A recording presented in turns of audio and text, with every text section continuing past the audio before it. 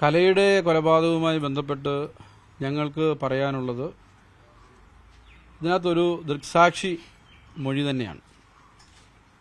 ശാഹായോഗത്തിൻ്റെ അംഗമായ ശാഹായത്തിൻ്റെ കമ്മിറ്റി അംഗമായ സോമൻ വിനോദ് ഭവനം അദ്ദേഹം ഇതുമായി ബന്ധപ്പെട്ട് KV സുരേഷ് കുമാർ എന്ന് പറയുന്ന ഇപ്പോൾ മാപ്പുസാക്ഷിയാക്കിയിട്ടുള്ള അന്ന് പ്രതിയായിട്ട് കസ്റ്റഡിയിലെടുത്തതാണ് പോലീസ്.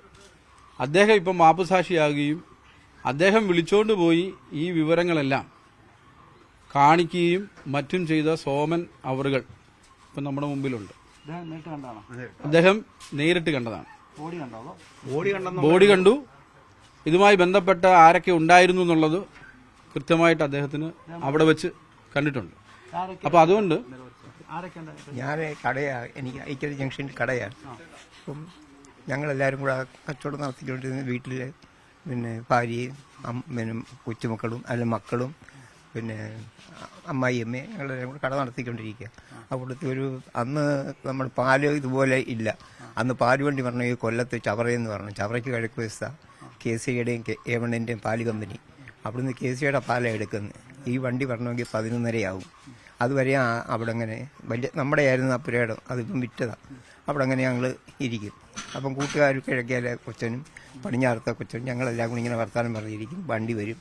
ഈ പാല് ഈ കടയിലെ ഫ്രിഡ്ജിനകത്ത് മൊത്തം നിറച്ച് വെച്ച് കഴിഞ്ഞ് ബാക്കി ഇവരൂടെ കൂടി വീട്ടിൽ കൊണ്ട് തരും. അങ്ങനെ വന്നിട്ട് ഇവിടെ വന്ന് ഞാൻ കിടന്ന് ഡെസ്കയിലാണ് കിടക്കുന്നത്. ഡെസ്കെ കിടന്ന് കഴിഞ്ഞിട്ട് ശകലം കഴിഞ്ഞ ഉടനെ ഇതുപോലെ വന്ന് കതവ് കൊട്ടി. അപ്പോൾ ആരാന്ന് ചോദിച്ചോണ്ട് പറഞ്ഞു ഇന്നാരാണ്. ഞാൻ പറഞ്ഞു എന്താ അല്ല എണ്ണാൻ തുറന്നി. ഞാൻ പറഞ്ഞു കതവ് ഇപ്പം തുറക്കുന്നില്ല, ഞാനിപ്പോൾ ഇങ്ങോട്ട് വന്ന് കിടക്കുന്നേ. ഒന്ന് തുറന്ന എണ്ണ ഒരു കാര്യം സംസാരിക്കാനെന്ന് പറഞ്ഞു. അപ്പം ഞാൻ സംസാരിക്കാൻ എന്ന് തന്നെ വാ അണ്ണനൊരു കാര്യം കാണിക്കാമെന്ന് പറഞ്ഞു. എന്നെ വിളിച്ചോണ്ട് പോയി ഇത് കാണിക്കാൻ ഞാൻ ചെന്ന് കാണുന്നു തന്നെ ഈ കലയെന്ന് പറഞ്ഞാൽ പുറകിലത്തെ സീറ്റിൽ ഇങ്ങനെ ഇരുത്തിയേക്കാം. അപ്പോൾ ഷാളൊക്കെ നമ്മൾ സാധാരണ ഇട്ടേക്കുന്ന പോലെ ഷാൾ ഇട്ടിട്ടുണ്ട്. അപ്പോൾ ഈ വണ്ടിക്കകത്ത് കോട്ടുണ്ട്, പിന്നെ മമ്മട്ടിയുണ്ട്, പിന്നെ പിക്കാസുണ്ട്, പിന്നെ കയറുണ്ട്, ഇങ്ങനെയുള്ള ഐറ്റംസ് എല്ലാം ഇതിനകത്ത് ഇട്ടിട്ടുണ്ട്. ഈ വണ്ടി നമ്മൾ ചവിട്ടുന്ന ഭാഗത്ത് ഇട്ടിട്ടുണ്ട് പുറകിൽ. അപ്പം ഇതിന് വണ്ടി ഓടിക്കുന്ന പ്രമോദ്, അതിനപ്പുറത്ത് ഇരിക്കുന്ന അനിൽ, ഈ 1-ാം പ്രതി അനിൽ, ഫ്രണ്ടിൽ 1-ാം പ്രതി. അപ്പോൾ അവർ രണ്ടുപേരും കണ്ടു. അപ്പോൾ ഈ കരയുടെ ഇപ്പുറത്തായിട്ട് ഈ ജിനു ഇരിപ്പുണ്ടായിരുന്നു. അതിന് ഇരിക്കുക. ഒരാള് വെളി നിൽക്കുക. ഈ ആളിന് പണ്ടത്തെ ലൈറ്റ് വെട്ടമെന്ന് പറഞ്ഞാൽ ചെറിയ ബൾബുകളല്ലേ ഇടുന്നു. ഇപ്പോഴല്ലേ ഇത് LED ഒന്നുമില്ലല്ലോ. ആ ബൾബിന്റെ പ്രകാശം എനിക്ക് കാണാൻ വയ്യായിരുന്നു. ഞാൻ ഈ കാറിന്റെ തെക്കേ വശം നിൽക്കുന്നു, ഈ ആള് കാറിന്റെ വടക്കേ വശം നിൽക്കുക. അതുകൊണ്ട് ഞാൻ ശ്രദ്ധിച്ചില്ല. ഇത്രയും ഇത് കണ്ടു കഴിഞ്ഞാൽ നമ്മളങ്ങ് അപ്സെറ്റായിട്ട് ഞാൻ പറഞ്ഞു ഞാൻ പോവാ, നമ്മളെ കൊണ്ട് മനസ്സിലായി. അപ്പം എന്നെ കൊണ്ട് ഈ കാര്യങ്ങളൊന്നും ചെയ്യാനൊക്കത്തില്ല. അപ്പം ആവശ്യപ്പെട്ട അണ്ണനൊന്ന് സഹായിക്കണമെന്ന്. അപ്പം ഞാൻ ഇവിടുത്തെ വാർഡിലെ കോൺഗ്രസിന്റെ വാർഡ് പ്രസിഡന്റായിരുന്നു. രണ്ടാമത് INTUC ഞാൻ ഇവിടെ വന്നു കഴിഞ്ഞ് ഞാൻ ഈ ജോലി ഉണ്ടായിരുന്നു. അണ്ണന് വഴി ഞാൻ INTUC ഉണ്ടാക്കി. അത് കഴിഞ്ഞ് ഞാൻ മാവേലിക്കരെ ഉറപ്പായിരുന്നു. അപ്പം അതുപോലെ മാവേലിക്കരെ ആയിരിക്കാം. അപ്പം നമ്മളിത് കണ്ടു കഴിഞ്ഞാൽ ഇതായില്ലേ, നമ്മൾ പിന്നെ മറവ് ചെയ്യാൻ ഈ ഇത്രയും പറഞ്ഞ കക്ഷികൾ ഇത്രയും ജിനു ഉണ്ടായിരുന്നു, പ്രമോദം ഉണ്ടായിരുന്നു, അനിലുണ്ടായിരുന്നു. ഈ അപ്പുറത്ത് നിന്ന് ആളിനെ എനിക്ക് അത്ര കാണാൻ ഒക്കത്തില്ല, വെട്ടമില്ല. ആളിന്റെ നേരെ കിഴക്കേ വ്യവസ്ഥ ആ ചുണ്ട് താങ്ങി നിൽക്കുന്ന അവിടെ. അപ്പം ഇത്രയും കണ്ടു. വിളിച്ചോണ്ട് പോയ സുരേഷ് കുമാറാണ്. അപ്പം അപ്പോൾ ഞാൻ സഹായിക്കും എന്നുള്ള ഇതിലാണ് എന്നെ വിളിച്ചോണ്ട് പോകുന്നത്. അപ്പം ഞാൻ ഇങ്ങനെയുള്ള കാര്യങ്ങൾക്കൊന്നുമില്ല. ഉദ്ദേശം ഒരു 14-15 വർഷത്തിനകം ആയിട്ടുണ്ട്. ആരോടും ഞാൻ പറഞ്ഞിട്ടില്ല.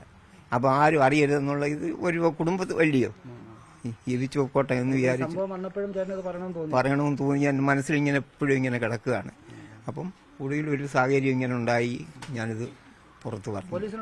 പോലീസ് പറഞ്ഞു. അവിടെ അമ്പലപ്പുഴ CA വന്നു, CAയും പോലീസുകാരും വന്നു. അവിടെ പറഞ്ഞു. പിന്നെ മാഡത്തിനോട് അതും ഞാൻ പറഞ്ഞ രീതിയിൽ തന്നെ എല്ലാം പറഞ്ഞു. ഒന്നും അങ്ങനെയൊന്നും നമ്മളോട് പറയത്തില്ല. ആ കാറിങ്ങി ചാരിയിരുത്തിയേക്കായിരുന്നു. മരിച്ചിരിക്കുക. കഴുത്തിൽ ഷാളുണ്ട്. അപ്പം മാഡവനോട് ചോദിച്ച ഷാൾ ഏതാ? ഞാൻ പറഞ്ഞു സാറേ എനിക്ക് അതിനെപ്പറ്റി ശ്രദ്ധിച്ചില്ല. ഇങ്ങനെ ആയി കഴിഞ്ഞാൽ നമ്മളങ്ങ് ആരും അമ്പലന്ന് കഴിഞ്ഞ് ആദ്യമായിട്ട് നമ്മളിത് കാണുകയില്ലേ. അമ്പലന്ന് കഴിഞ്ഞ് ഞാൻ പോകുന്നു.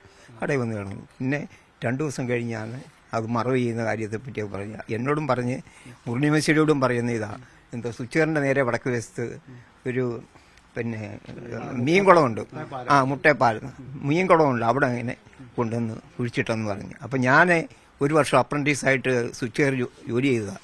അപ്പോൾ എനിക്ക് മാന്നാറാ അപ്പോഴേ എനിക്ക് അവിടുത്തെ ഇതെല്ലാം സാഹചര്യങ്ങളെല്ലാം അറിയാം.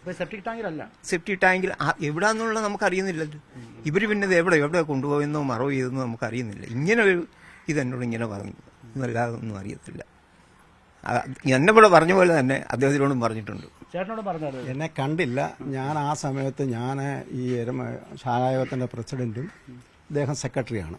അപ്പോൾ അതും ബന്ധപ്പെട്ട് നമ്മുടെ ശാഖായോഗത്തിലൊരു മരണാനന്തര ചടങ്ങിന്, അതായത് ഈ കലയുടെ വീടിൻ്റെ കിഴക്കേപ്പുറത്ത് കഴിഞ്ഞിങ്ങനെ വന്നു കഴിഞ്ഞപ്പം എന്നോട് പറഞ്ഞു, അണ്ണാ എനിക്കൊരു കാര്യം പറഞ്ഞു. എന്താ വേണം?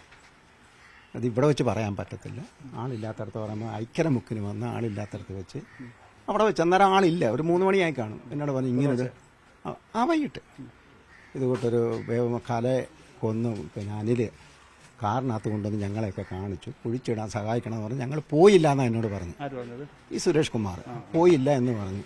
ഞാൻ വെച്ചു പിന്നെ എവിടെ കൊണ്ടുവന്ന് ഇട്ടടാന്ന് വെച്ചപ്പോൾ മുട്ട പാലത്തിൻ്റെ അടിയിലെങ്ങാണ്ട് ഉമാർ തോണിപ്പന്തയുടെ അടി കയറ്റി വെച്ചു എന്നാണ് എന്നോട് പറഞ്ഞത്. ഞാൻ പറഞ്ഞു അതെന്തായാലും നടക്കുന്ന പണിയല്ലല്ലോ, വെള്ളം വന്നു കഴിഞ്ഞാൽ അറിയുമല്ലോ, ഇത്തരം കാര്യങ്ങളേ ഉള്ളൂ. ഞാനിതെല്ലാം പറഞ്ഞിട്ടുണ്ട്. അല്ലല്ല, ഇപ്പം സ്റ്റേറ്റ് അന്നൊക്കെ ഇവർ വാഴാപോടാ ടീമല്ലേ, നമുക്ക് നമ്മുടെ ജീവനെ ഇതില്ലേ പേടിച്ചിട്ട് പറഞ്ഞില്ല. ഞാൻ ഇല്ല, ഇത് ഈ വിവരം ഈ ശാഖായോഗത്തിലെ പ്രത്യേകിച്ച് എനിക്ക് പറയാനുള്ള കാര്യം, ഈ കുടുംബങ്ങളുടെ ഇവരുടെ ഈ പ്രതികളായിട്ടുള്ള ആൾക്കാരുടെ ക്രിമിനൽ പശ്ചാത്തലം ബഹുമാനപ്പെട്ട പോലീസ് അധികാരികൾ കൃത്യമായി അന്വേഷിക്കണം. ഇവർ ഈ നാട്ടിൽ നടത്തിയിട്ടുള്ള അക്രമപ്രവർത്തനം കഴിഞ്ഞ 40 വർഷമായി ഇവർ കയ്യേറ്റം ചെയ്യാത്ത, ഇവർ ആക്രമിക്കാത്ത, ഇവർ ഏർപ്പെടാത്ത പിന്നെ സാമൂഹ്യ വിരുദ്ധ പ്രവർത്തനങ്ങൾ കുറവാണ്. അത് അവരെ പേടിച്ചുകൊണ്ട് ഇവർ ഇത്തരത്തിൽ അല്ല, നമ്മുടെ ശാഖായോഗത്തുമായി ബന്ധപ്പെട്ട പരാതികൾ കൊടുത്തിട്ടുണ്ട്. പക്ഷേ മാന്നാർ പോലീസ് ആ കാര്യത്തിൽ ഞങ്ങളെ നീതിയുക്തമായി സഹായിച്ചിട്ടില്ല, നേരത്തെ സഹായിച്ചിട്ടില്ല. ഈ ശാഖായോഗത്തിന്റെ പ്രവർത്തനങ്ങളാണ്, അല്ലല്ല, ഇതുമായിട്ട് ബന്ധപ്പെട്ട് പരാതി കൊടുക്കാൻ നമ്മൾ അറിയുന്നില്ലല്ലോ. ഈ സംഭവം അറിയുന്നത് പിന്നെ ഈ അനിലും മുരളിമേശ്വരിയും തമ്മിലൊരു തർക്കം ഈ അടുത്ത സമയത്തുണ്ടായിരുന്നു. കഴിഞ്ഞ ഫെബ്രുവരി മാസം 3-ാം തീയതി 4-ാം തീയതി ആണെന്ന് തോന്നുന്നു. അതിന്റെ കാരണം എന്ന് പറഞ്ഞാൽ നമ്മുടെ സർപ്പക്ഷേത്രത്തിൽ പ്രതിഷ്ഠ നടന്നു, ഗുരുക്ഷേത്രത്തിൽ. ആ പ്രതിഷ്ഠ കഴിഞ്ഞിട്ട് പിറ്റേ ദിവസം എല്ലാ ദിവസവും വൈകിട്ട് ഞങ്ങളവിടെ ഒത്തുകൂടും. അങ്ങനെ അദ്ദേഹം തിരിച്ചു പോകുന്ന സമയത്ത് അനിൽ അദ്ദേഹത്തെ തടയാൻ ചെല്ലുകയും അദ്ദേഹത്തിന് ആക്രമിക്കാൻ ഒരു ശ്രമം നടത്തുകയും ചെയ്തു. അപ്പൊ അതുമായി ബന്ധപ്പെട്ട് അത് പുറത്തു വരാൻ നമുക്കറിയത്തില്ല, അല്ല നമുക്കതൊന്നും നമുക്കറിയത്തില്ല. അതൊക്കെ 1 വർഷം മുമ്പുള്ള കാര്യങ്ങളല്ലേ. ഈ കാര്യങ്ങൾ അത്യാവശ്യം മാന്നാറുള്ള എല്ലാവർക്കും അറിയാമായിരുന്നല്ലോ. മാന്നാറുള്ള ഇപ്പം ഒത്തിരി പേർക്കും അറിയാമായിരുന്നു. പക്ഷെ എങ്ങനെ ആര് പറയും? ഇപ്പോ സോമൻ ചേട്ടൻ പോലും അവിടെ തൊട്ട് കിഴക്കേപ്പുറത്ത് താമസിക്കുന്ന ആളാണ്. ഈ വിവരം അറിയാൻ അദ്ദേഹത്തിന് എങ്ങനെ പറഞ്ഞു അവിടെ താമസിക്കാൻ പറ്റും? അദ്ദേഹത്തിന്റെ പെടലിയുടെ അളവ് എത്ര പ്രാവശ്യം അവർ നോക്കിയിട്ടുണ്ട്? ശാഖായോഗത്തിൽ പൊതുയോഗം കൂടാൻ പറ്റത്തില്ല, കമ്മിറ്റി കൂടാൻ പറ്റത്തില്ല, മനസ്സിലെ ആർക്കും. ഇവിടുത്തെ ക്രിമിനൽസ് ആണ് അവർക്ക് അവരുടെ ആധിപത്യമാണ് ഇവിടെ നടക്കുന്നത്. അത് കാരണം ഇതര സമുദായത്തിൽപ്പെട്ട ആൾക്കാർ പോലും ഇവരുടെ അക്രമത്തിന് ഇരയായവരാണ് ഇവിടെ കൂടുതലും. മാന്നാർ പോലീസിൽ ഇവർക്കെതിരായിട്ട് കഴിഞ്ഞ 40 വർഷമായിട്ട് പിന്നെ കൈതത്തറയിൽ രാഘവൻ എന്ന് പറയുന്ന ആളിനെ ആക്രമിച്ചത് മുതൽ 89-ലാണെന്ന് തോന്നുന്നു, അന്ന് ആക്രമിച്ചത് മുതൽ, ഈ കണ്ണമ്പള്ളി കുടുംബം ആക്രമിച്ചത് മുതൽ ഈ അടുത്ത സമയത്ത് ഈ ശാഖായോഗത്തിൽ കയറി മാർച്ച് 5-ാം തീയതി വരെ നടന്ന അക്രമം പരിശോധിച്ച് നോക്കൂ. ഈ അക്രമത്തിലെല്ലാം ഈ ഒരൊറ്റ കുടുംബമേ ഉള്ളൂ. എനിക്ക് ഭീഷണി എന്ന് പറഞ്ഞാൽ സാറേ എനിക്ക് പറയാനൊക്കെ തന്നെ എന്ന് പറയാൻ ഞാൻ ഇവിടെ നേരെ കിഴക്കേ വശത്ത് താമസിക്കുക. ഒരു കാരണവശാലും എനിക്ക് ഇവരുമായിട്ട് അങ്ങനെ ആരും ബന്ധമില്ല, എല്ലാവരുടെ സ്നേഹ ബന്ധമേ ഉള്ളൂ. പിന്നെ സോമൻ എന്ന് പറയുന്ന ആള് ഇതിനകത്ത് യാതൊരു കാരണവശാലും പ്രതിയാകാൻ ഒരു വഴിയില്ല. അതിനി ഇവരിത് ആക്കിയതാണോ, ഞങ്ങളോട് പ്രവർത്തിക്കുന്നതുകൊണ്ട് ഇവരിത് ആക്കിയതാണോ? പേടിച്ചെന്ന് പറഞ്ഞാൽ നമുക്കവിടെ ജീവിക്കണം, നമ്മൾ ഒറ്റയ്ക്ക് ഉള്ളൂ, അപ്പോൾ അവിടെ ജീവിക്കണം. അതിനുണ്ട് പേടിച്ചാൽ.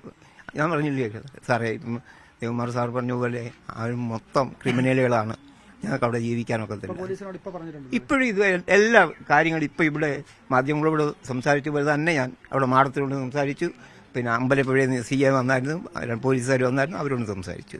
ഇപ്പോഴാ എൻ്റെ ഈ മനസ്സിൽ നിന്ന് ഇത് വന്നത്.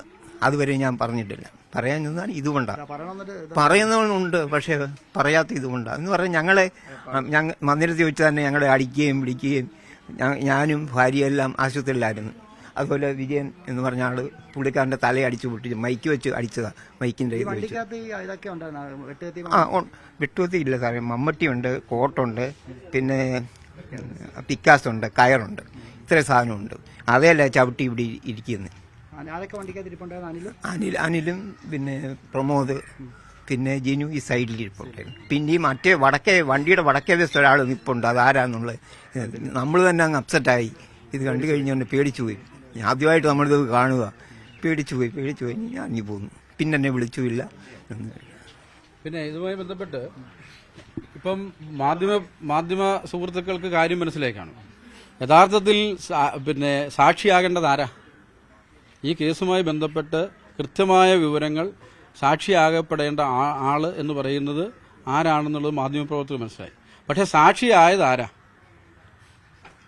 സാക്ഷിയായത് ഇതിനകത്ത് അന്വേഷണം തെറ്റായ ദിശയിലാണ്. അങ്ങനെ എന്തെങ്കിലും തോന്നുന്നു? അന്വേഷണം തെറ്റായ ദിശയിലല്ല.